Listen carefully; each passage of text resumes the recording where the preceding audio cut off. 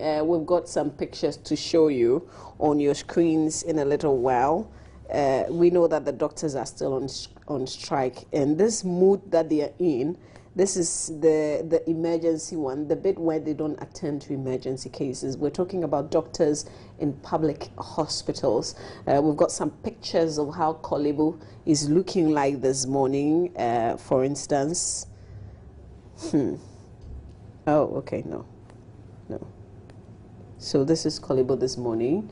The place is looking very much deserted. We'll see what happens around 8, say in the next 30 minutes or so, because usually these places are very busy. But this morning, nothing is happening. This is the surgical ward. All right, there's another subject that we're going to be touching on our show. That's going to be very, very shortly. This statistics that came out, which is very startling. Available statistics show that a total of 1,296 girls in the country were defiled, while 335 other women were raped in 2014 alone, according to the Police Domestic Violence and Victim Support Units.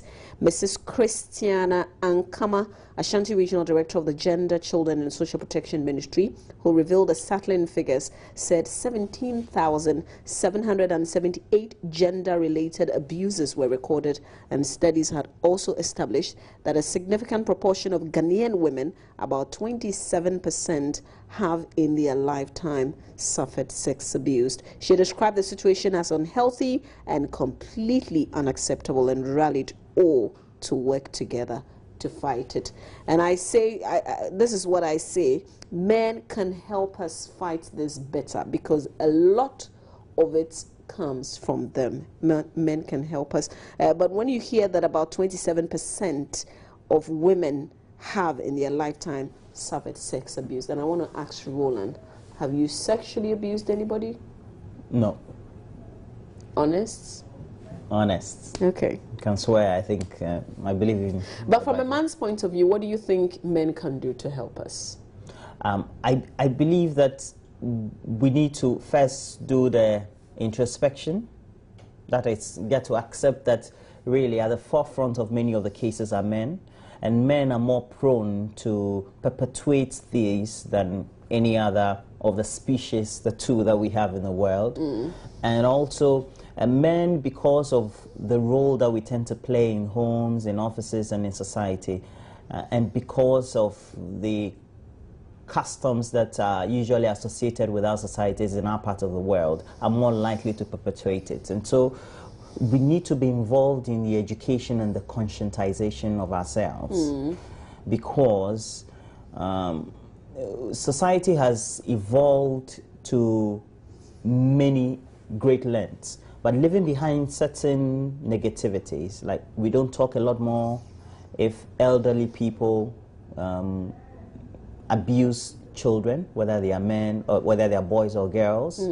We tend to relegate that to the background because we feel that the man is the breadwinner, so to speak, or has this very masculine charade that we tend to portray in our society. Sure. And many of the advocacy also has been only championed by women. So because the men have not been involved, it becomes a lot more difficult to try to accept that the men really are the main cause of some of these things. Yes. We'll make you an ambassador. Well, you seem to understand the issues. But I still don't get it. Why would a man want to rape someone when you can have any other woman that you want really out there somewhere? So then it shows that we have difficulties and we have real problems, not only in offices but also in homes. Because if somebody would sleep with their daughter consistently, it means that there's something wrong with the mind.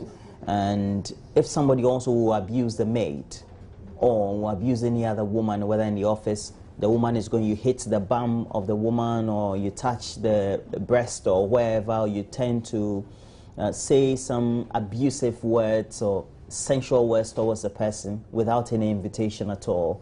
That is real abuse. And we all tend to do it in offices or in homes every day, or even in churches. You go to church or even, and we do it so transiently, we don't think that it is wrong. We say, even in the church, and why a fine, but you're just coming from the church. and you're speaking uninvitedly to a female parishioner, you're saying, and now why you fine? So what do you mean by that? So it's all in the consciousness, and it's perpetuated by all of us, whether subtly or non-subtly, by those who perpetuate the acts themselves and those who don't. Yeah. So kind of saliently, we tend to support all these. Sure. Okay, well, we're going to be, and I'm still trying to digest, but I think that you really, really understand the issues, and I like it very much because, you know, you're married, you're also a broadcaster, which puts you in a good place to do some kind of ambassadorial work. I'm pushing for that. Stay with us. You're speaking as if you have an NGO spearheading this. When we come back, we're talking more on this issue.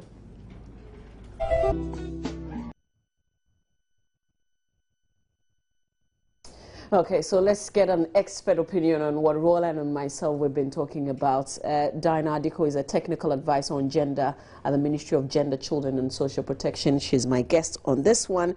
We're going to be breaking down the statistics. What we hear as statistics, these are huge, huge figures. We're talking about 1,296 girls in the country being defiled, while 335 other women were raped in 2014 alone. So let's talk about the girls, Diana.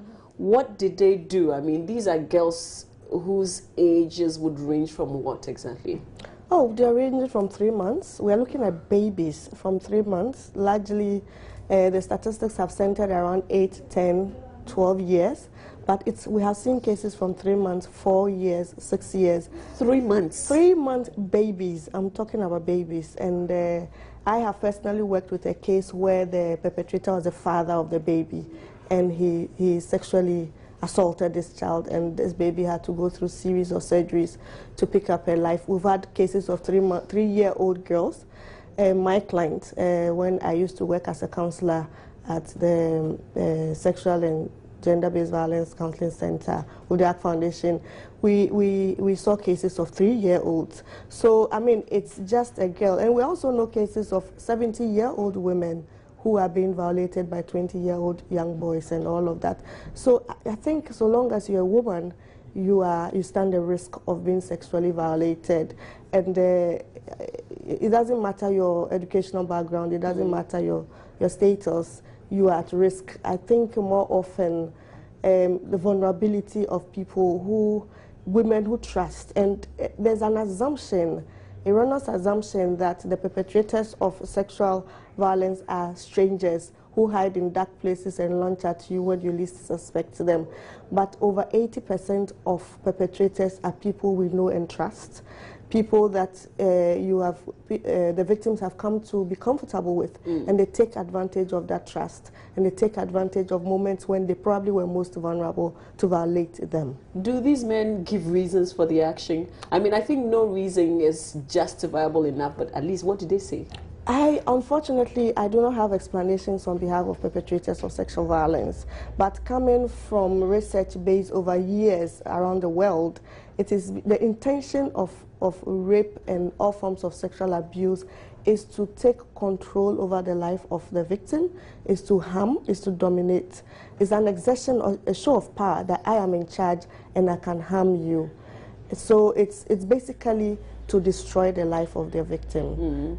We've heard certain explanations. Some people say, for instance, that sometimes it's the way we dress.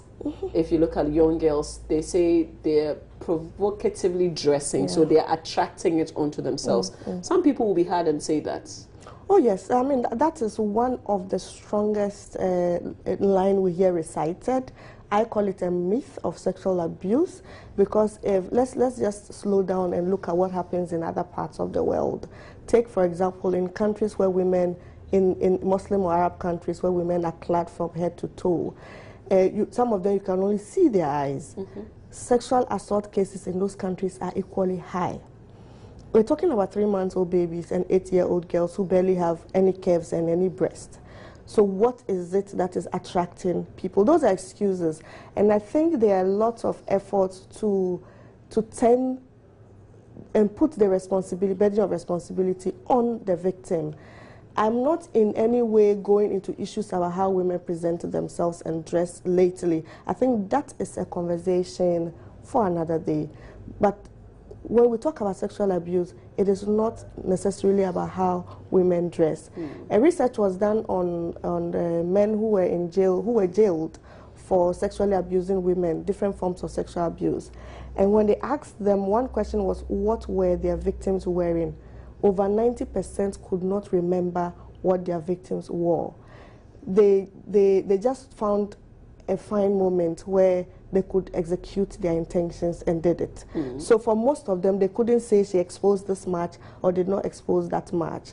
And trust me, the women who people say are dressed in a way that are unacceptable don't often get raped. It is people who are vulnerable, people are being raped, violated by their partners. You see, so I think it's more about power, control, and dominance, a show of power, and an ability to quiet and tame you, because they probably think that you have a life that shows freedom, and they want to clip that. Well, you know, we've also heard stories, indeed, a friend who lives close by somebody and would sometimes hear screams and shouts, thought, you know, there was something serious happening. But later on, they found out that the lady actually enjoys it when the husband beats her up, and then after that, you know, pampers her. So some of these statistics, especially when you hear 335 other women being raped in 2014, is it women who enjoy the act who are now being encouraged to report? I still haven't met a woman yet in all the years that I have worked on cases of sexual and gender-based violence, either in direct support or at the policy level, now in the ministry, who has said, I have enjoyed being raped. I haven't met a woman yet. Probably when I meet her, I'll have a clearer understanding. And I think we are mixing a number of facts up. When people say, women say, when I've not yet seen a woman, but I think that's a very common. That yes, I like to be beaten when I'm beaten. Let me just go a little bit into the theory of that. There's in a relationship, what happens is when a relationship begins and are fresh and new, we usually call it the honeymoon stage. It's not after marriage and off to honeymoon, but when things are beginning and the love is sweet, I love you, and the flowers are coming, the text messages are coming, it's a very sweet stage. After relationships go on, in abusive relationships, after a period of time, there's Cold War, there's insult, there's I wouldn't eat your food, I wouldn't pick your calls, I wouldn't answer your questions, it's so cold, and then the woman most often is tense. What is going on? Have I done anything? How have I offended him? Have I said anything at a place where, did I do anything? And then it's so emotionally tearing for women. And then there's an explosion. Then when he explodes, either it's physical, beating, or it's insults, verbal, where he tells the woman off. And after that, most often, in the initial stages of relationship, over 90% of the time, he comes back to apologize. And he's very, very, very nice. And then the whole niceness come again, and I wouldn't do it again, I'm so sorry. Some of it is the devil, or you pushed me, don't do that again, I was tense from work. He's very, very sweet. Everything goes back to normal.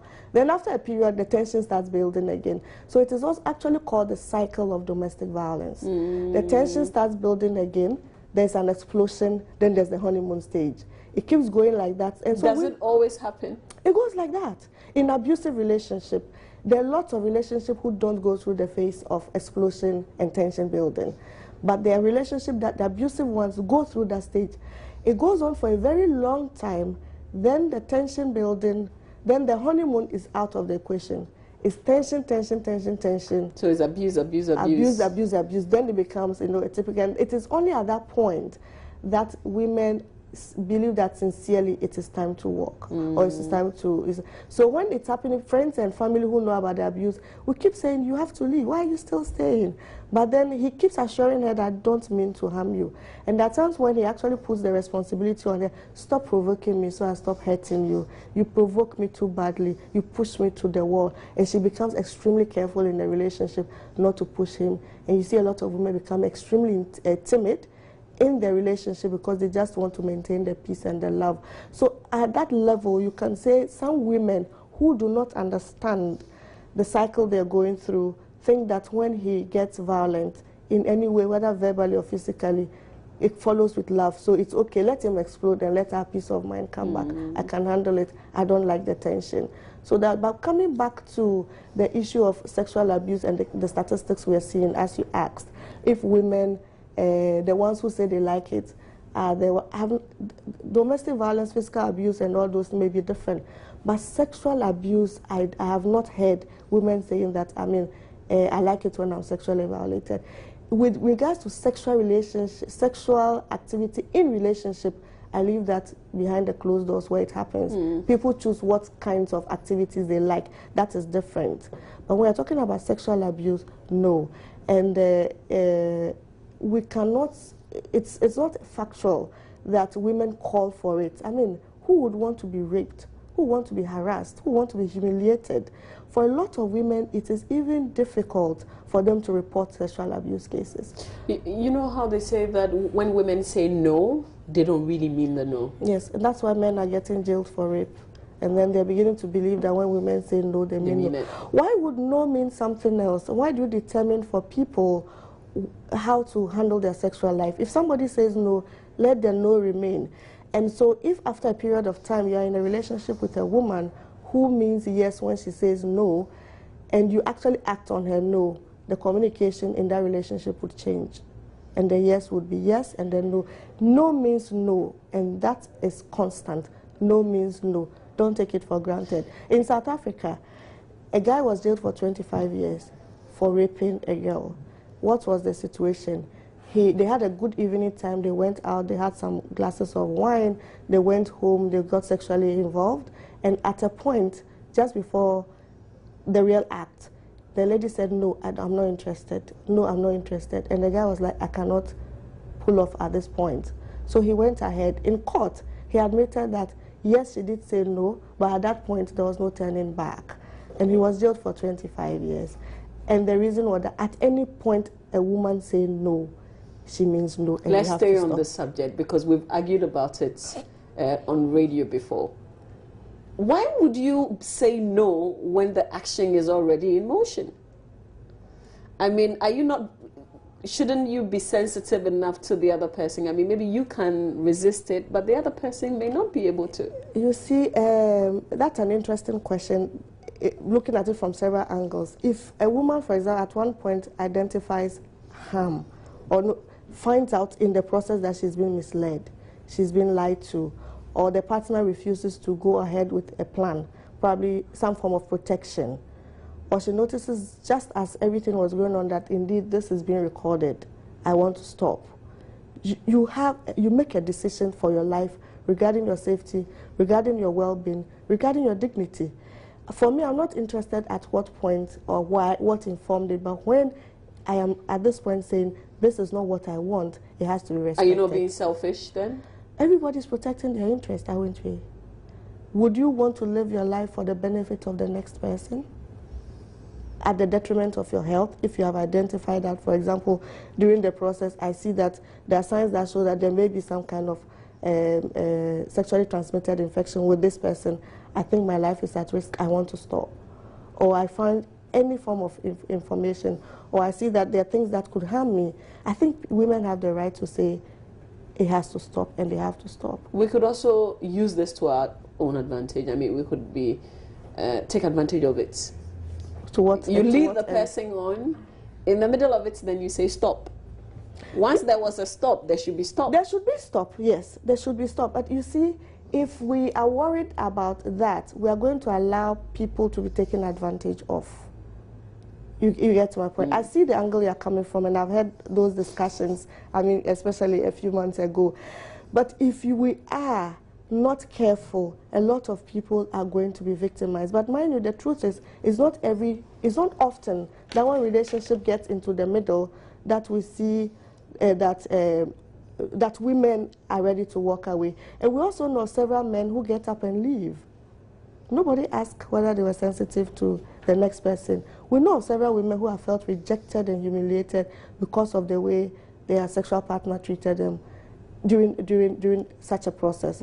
But nobody, it's a woman, so you should enjoy it. But for a man, he has to be satisfied to the fullest. And so things happen to women because we think other people's interests must be catered for.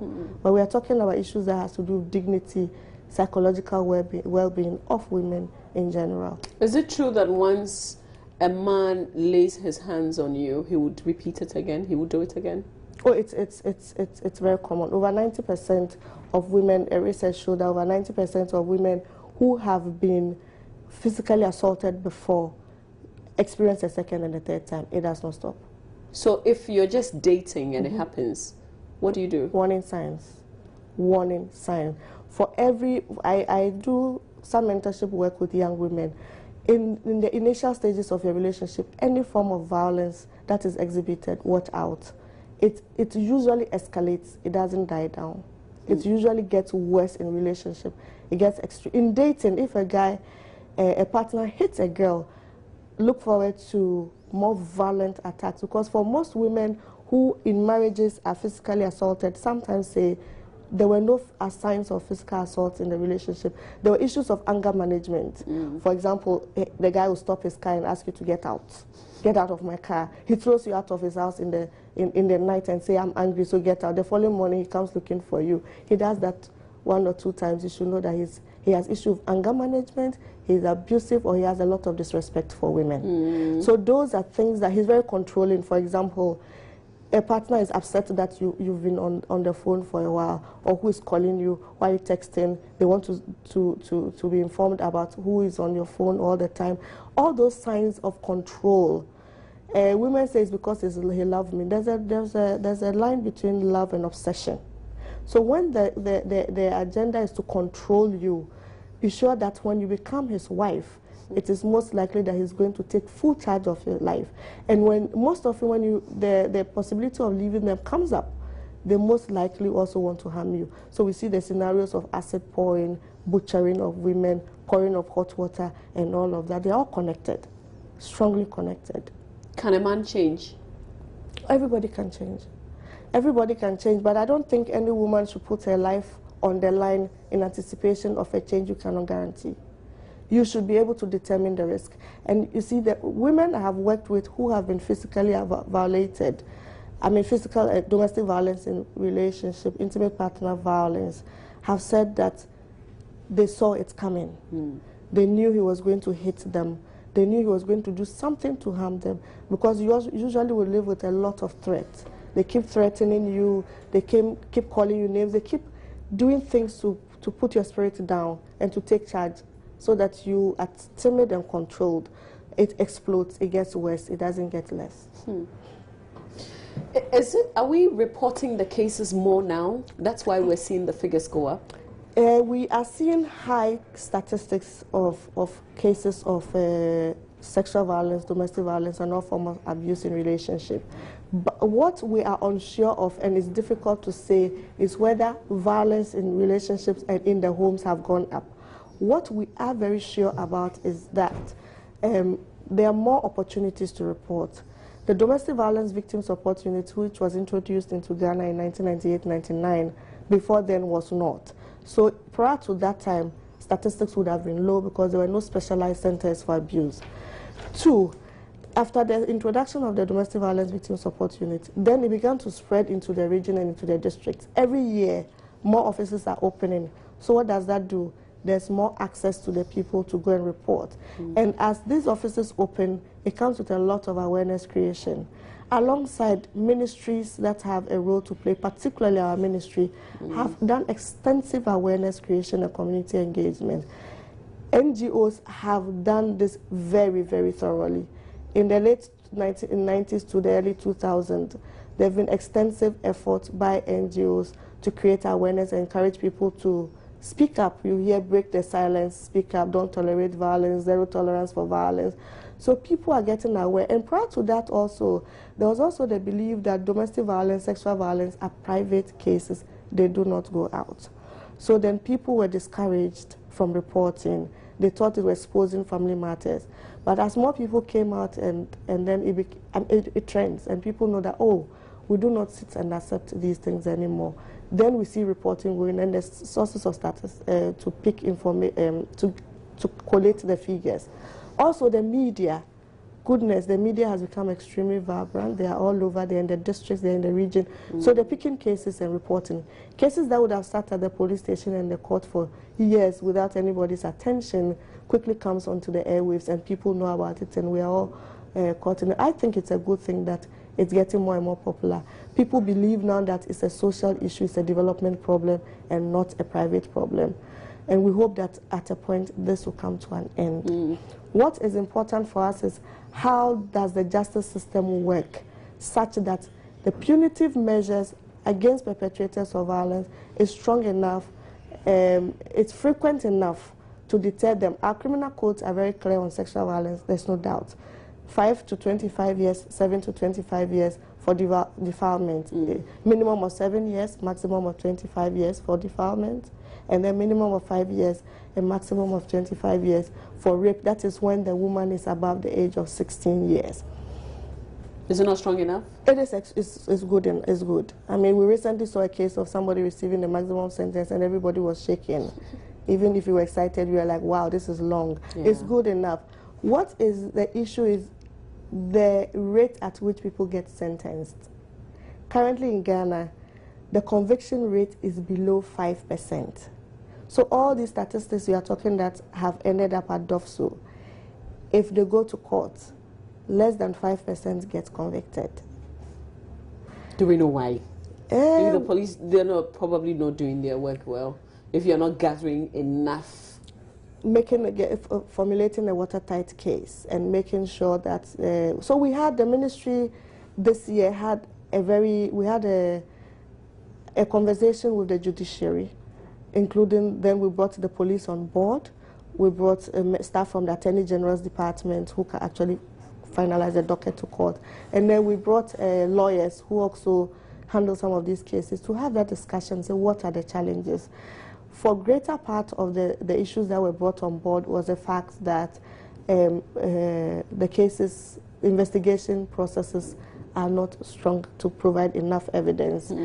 Part of it lies with the work of the police, and then part of it is also with the victims. We have seen cases where the support, especially with younger children, support from the family is very weak because they have an effort to resolve it at home privately. They are challenged by the procedures in court, or people just think we wouldn't have our family member go to jail, so let's try and put pressure on the family to have this issue resolved at home. So then the support that the police require to put a strong case together is very weak. That's one aspect. Sometimes evidence from the victims, some women are so traumatized by the act, or children, when they are threatened by the perpetrators that they will die if they tell anybody. They are so traumatized by it that they actually do not preserve evidence. For rape and sexual assault, you have to go to the police station or go to the hospital immediately for the evidence to be gathered. If you stay home for a week, 2 weeks, 3 weeks, it does not mean the violence didn't happen. But what happens is that we lose evidence to be able to push a case strongly. We'll come and continue on that because there's another angle to the discussion that I want to raise. Back in here, I still have Diana Diko, who's technical advisor on gender with the Ministry of Gender, Children and Social Protection. The other angle that I wanted to go, when we see figures like this, we don't see men. Don't we have men victims of sexual violence? Of sexual violence, you know, rape, abuse? No, not for rape, not for defilement for boys, yes, but not for rape, because our laws, the definition of rape on our laws does not identify men as victims. Is that fair? I think in other countries they have made provisions for men to be able to report and seek redress and pursue justice on cases of rape. What I know, I consider is the statistics, and in reality, how many, that is not to make mean of the experience of men who may be sexually, who may be raped by women, but how many, even when in the case of boys who could be violated by women, the statistics is very low. So in as much as it's important that eventually our laws are revised to make room for all the different category of people who are likely to be violated. I think we're tempted in this country to drift from the high numbers of people who are already being abused and are struggling to get help, to talk about the percentage who may not be covered under the law. So it's an important conversation to hold, and it will eventually the laws will eventually be reviewed, I believe, someday, to make room for that. But let us be sincere to the statistics and the numbers of women. All those figures we are reading are individual human beings whose lives have been destroyed by this act. And then how do we work around prevention and all of that, and then move it to the next level? Are we encouraging boys and men to also report? I heard of a story of a guy who went to the police station to go and report, and then he was laughed at. I mean, they said, why didn't you enjoy it rather than, come and complain that you've been raped? Are you talking about, did the person report what? Because sometimes we mix it up with men report that they have been sexually harassed by women. Men can report sexual harassment in our country, where, indecent exposure and all of that to them, so they can report that. But for rape, the police will not be able to pick that case and work with. Because it doesn't exist in our laws. It is not defined under our law, so what will they be charging it under? So I'm sure that will be the frustration, but extremely insensitive of the police to make mockery of his case. So if you have a case like that, where do you go? As a man? You didn't agree to the act. Yes. Yes, and as then, a man. Can Michael's secretary, for instance, come to the gender ministry to come and report a case like that? To start with, the gender ministry does not take cases. Even women who have been sexually abused, it is the institutions who respond. The ministry is a policy institution that coordinates the implementation of different forms of policy and programs to respond and to prevent violence. But clearly he cannot go to the police station. Yes, on the case of rape, because we have said it, the law does not, in the wisdom of the lawmakers at the time, did not make room for that, so he could not. But it does not stop a man from at least getting counseling support and all of that, because the counselors will be able to, give him support psychologically to mitigate the impact. But what may be missing would be justice in the law court, because at this point... But that's not fair. Absolutely not. Absolutely not. So the conversation that we should review our laws, it's a legitimate one, actually. It is a legitimate one. But I still insist that when you look at the numbers, reported and in reality, women are a larger percentage of the victims. And let us not water that down by insisting that the law does not take care of men who are victims. So if you're defiled, if a young girl is, your child is, or if you're sexually abused as a woman, where do you go first? You could go to either the police station or the hospital. When you go to the police station, you will be given a medical form, police medical form, that the doctor who examines you and then asks to go to the hospital, that the doctor who examines you would endorse, write a report and specify the kind of harm that they have seen medically, that the police would use to build a case in court. But again, as soon as the police are notified, they're supposed to do the investigations and make an arrest, whilst the medical aspects go on, and then they put the case together and then proceed to court with it. How long should it ideally take? Because sometimes I know that we're frustrated with the processes, so we'll not even start. No, and that is not the right way to look at it. It varies. We've seen cases that have gone on really quickly, and we've seen some that have stalled for a very long time because of varied reasons. Sometimes the perpetrator has absconded, sometimes there's some evidence that are contradicting and all of that. So it depends on where and who is involved and the nature of the cases. So you can't tell that it's going to take a week, a month, or a year. But we know there are cases that have lingered on for years, 3 years, 5 years, and all of that. Can a woman or a young girl recover? Can you fully recover from an experience like that, a rape experience? It is believed. I mean, you can never tell what happens to people within, but if you have not gone through it. And but from the psychologist perspective, it is believed that women can move on and live without fear. Part of the implication of rape and sexual abuse is the victims also live with fear of it happening again. They have issues with trust. They begin to suspect everybody and everything. They have issues with relationship. They are unable to commit fully into the relationship because of the scars from the sexual abuse. So, but if they get the right kind of support, the stigma is reduced, because part of the problems with sexual abuse is, let me give a young girl who I worked with, she was almost getting ready for her traditional marriage when she was raped by a guy in her church who, after choir rehearsals, is like, let me walk you home. They got home, he noticed there was nobody, he pounced on her, raped her.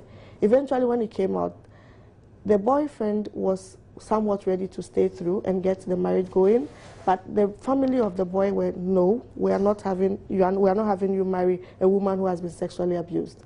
That is not going to happen. That marriage didn't work. So it added another layer to her psychological state. It took a lot of efforts to bring her.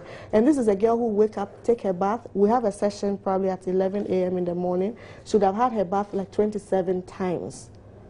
She's trying to wash off the debt. She's washing off the pain. She's washing off the humiliation she feels, and it doesn't feel better. If before 11 a.m. you've had your bath 27 times, you can imagine what that person is going through. She lost her soulmate because she was stigmatized because she was a rape victim. So if you get the right support, family support, if, for example, the media doesn't turn your case into, if you don't become a laughing stock, if your case doesn't become the trendy issue and people are making all sorts of narrative out of your pain, you are most likely to get, to recover with the right counseling and psychological care.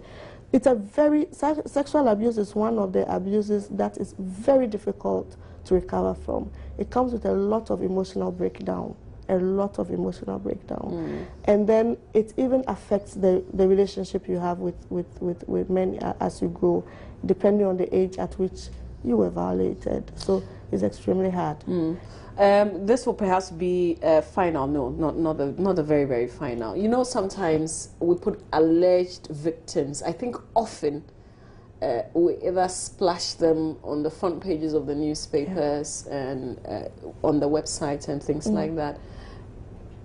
Is that good? Because, you know, we will not put victims. Sometimes we won't put victims there. We'll put the perpetrators there, alleged perpetrators. And a few times you find the victims, sadly, also being put there. Yeah, and their names, where they live, and their age, the school they attend. A young girl who goes to so-and-so MA school, and sometimes they give so much detail that's why sometimes we have victims withdrawing from case. So it is a total no-no. No matter how sensational a media house wants to be, there's that responsibility, and I think it's part of the ethics of journalism, actually, to protect victims, particularly when they are children, and even also when they are adults. But there's that crave to want to sell, to have a hot case that people think it's okay if I have laid hands on the information, let me put it out there, and people believe that this is not a telltale, it's a real story. But so much harm is done to victims, so much harm. So in the process of working with victims, sometimes you have to change schools for them. If they are young people, they have to be relocated to places that people may not recognize them. The victims do not want to step out anymore. They lose total interest in going to court. So they have to be supported. And anytime they step out, the media is following them. And they want to hear the story. And I think that is grossly insensitive. That's the media and NMC would have to look at. Grossly insensitive. Have you worked on a case where a name has also been changed? I have not worked on a case, but I have heard of cases. And I know of people who took the initiative without the support of anybody, relocated from changed cities, and then not change their name, but put for example, their local names or their English names as their new identity to pick their life. But I know of cases where victims' names have been changed. So not for protection from the abuser, but from society's stigma. This figure that is out there for 2014 alone, which is really, really huge. Alarming. What does it say to the work of the ministry? As I said, for example, for us, it's a lot of work to do. So currently the ministry, and this statistics was put out in the public during one of our activities under our Ending Sexual and Gender-Based Violence program. We have got, the government of Ghana has gotten support from the Danish embassy for a 1-year period, heated back-to-back activities to try to work towards ending sexual and gender-based violence in Ghana. And so part of it's in three different phases of holds. Where are we now? They're intersecting. Okay. One of it is to increase justice, so improving the adjudication of cases in the courts, where victims the statistics that is less than 5% conviction rate will go up. So then we're working with the judiciary. So that's one part, having discussions in all the 10 regions with judiciary, that how can we work to ensure that justice is served for the victim. That's one part.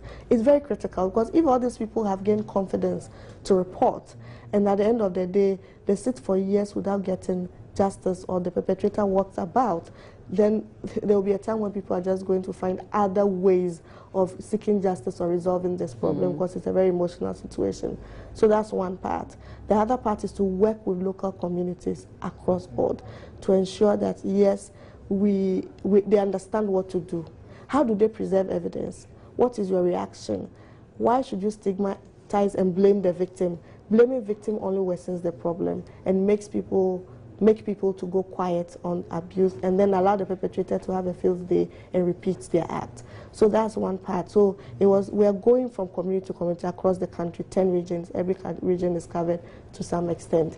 Then we are working with the media. We're extremely concerned about the way cases like this are being reported.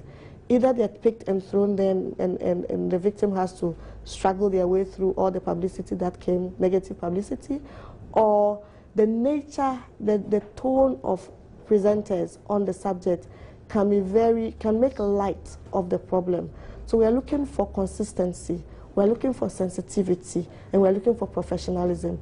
So we are having, again, in all the 10 regions, conversations, dialogues with media practitioners on how we can be consistent. So we're doing it in 3 phases. We work with reporters, we work with news editors, and then we work with talk show hosts like you on how sexual and gender-based violence happen and how we can support victims and ensure that the practice ends in our country. Okay. Do we have timelines?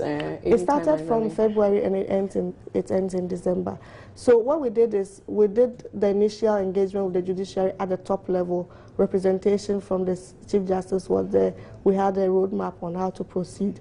And then we got into the communities. We did a few regions media training, and then we got into the communities. We're coming back to finish up the media training, which will be back-to-back from middle of August to November, and then we'll do the judiciary bit, and then the regions would continue. So by December, should we see the figures go down? No, I don't. I think that would be very pretentious to say by December the figures will go. I mean, what would happen actually with this extensive community engagement is likely to see an increase in reportage. Okay. An increase may happen in reportage. I mean, this is not based on any scientific analysis, but an increase may go up in the number of people who are reporting, because they are aware now. They are aware that it is not acceptable for a father to sleep with a daughter. It is not acceptable for an uncle to sleep with a niece. So all these cases will be picked and gathered, and communities are going to rebel against such perpetrators. So we may likely hear more report.